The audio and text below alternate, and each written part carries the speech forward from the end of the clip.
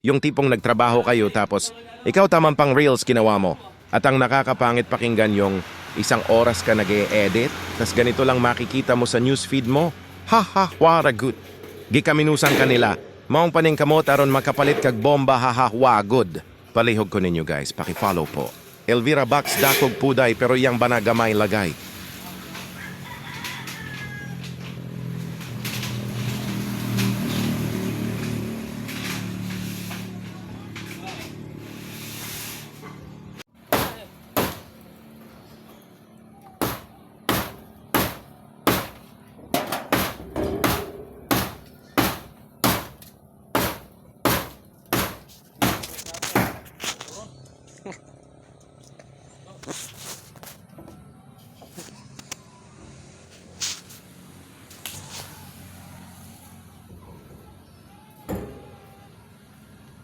Mike,